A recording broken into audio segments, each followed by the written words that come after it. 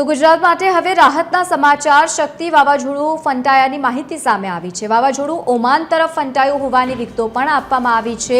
નોંધનીય છે કે દ્વારકાથી 580 કિલોમીટર દૂર હોવાનું હવામાન વિભાગનું કહેવું છે।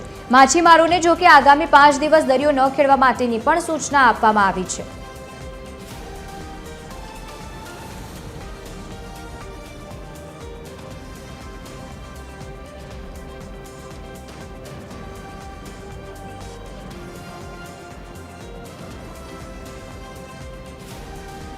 તો શક્તિ વાવાઝોડું જે રીતે સતત તેને લઈને અપડેટ અમે પણ આપ સુધી પહોંચાડી રહ્યા હતા, પરંતુ હવે ગુજરાત માટે રાહતના સમાચાર એ માટે પણ કહી શકાય કારણ કે ઓમાન તરફ ફંટાયું હોય તેવી પ્રાથમિક વિગતો સામે આવી છે। જો કે સુરક્ષાની દૃષ્ટિએ પણ હવામાન વિભાગે આગાહી વ્યક્ત કરી છે અને તે મુજબ માછીમારોને હજુ પણ આગામી 5 દિવસ સુધી દરિયો ન ખેડવા માટેની પણ સૂચના આપી છે।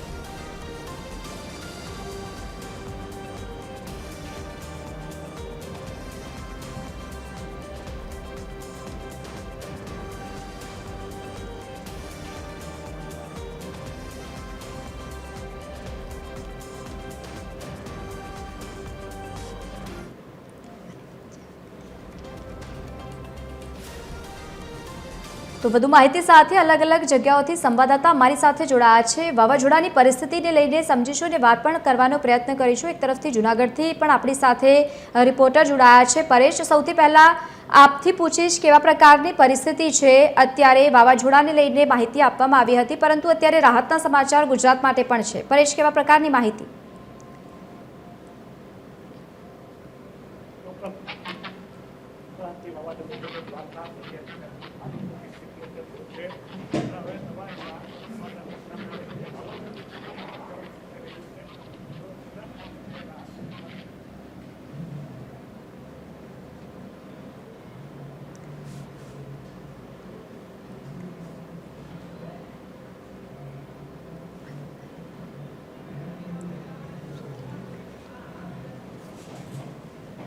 ખુશાલ, આપની તરફ આવેશ, કેવા પ્રકારની આપની પાસે માહિતી છે? કારણ કે એક તરફ દ્વારકામાં જે રીતે કાલે પરિસ્થિતિ સર્જાઈ હતી, ઊંચા મોજા પણ ઉછળતા જોવા મળ્યા હતા, હવામાન વિભાગે પણ આગાહી વ્યક્ત કરી હતી। અત્યારે દ્વારકામાં કેવા પ્રકારની પરિસ્થિતિ છે?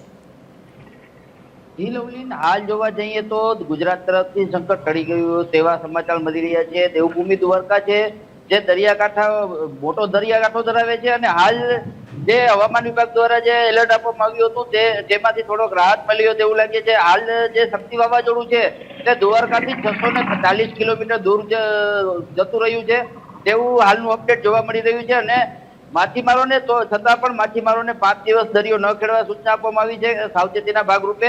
અને દરિયામાં મોજા છે જે સામાન્ય રીતે ઉછળી જ રહ્યા છે।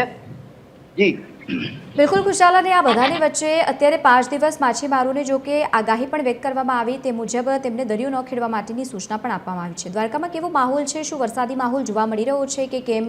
અને ત્યાંના સ્થાનિક લોકો જે રીતે તેમને પણ આગાહી વ્યક્ત કરવામાં આવી છે, સાવચેતી રાખવા માટે ખાસ સૂચના આપવામાં આવી।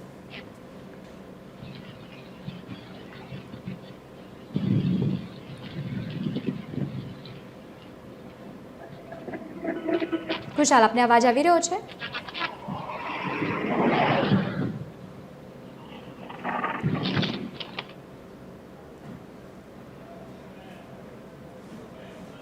પરેશભાઈ, આપને અવાજ આવી રહ્યો છે? બિલકુલ, કેવા પ્રકારની પરિસ્થિતિ છે ત્યાં? કારણ કે અત્યારે વાવાઝોડાનું સંકટ દેખાતું નથી। મોટાભાગે હવામાન વિભાગે જે તે આગાહી ગુજરાતને લઈને ખાસ વ્યક્ત કરી હતી, અત્યારે જ્યાં આપની ઉપસ્થિતિ છે ત્યાં કેવો માહોલ છે? ચોક્કસથી જણાવવામાં આવે તો માંગરોળનો જે દરિયા કિનારો છે ત્યાં ગઈકાલે ભારે મોજા ઉછળ્યા હતા અને 3 નંબરનું સિગ્નલ પણ મારવામાં આવ્યું હતું।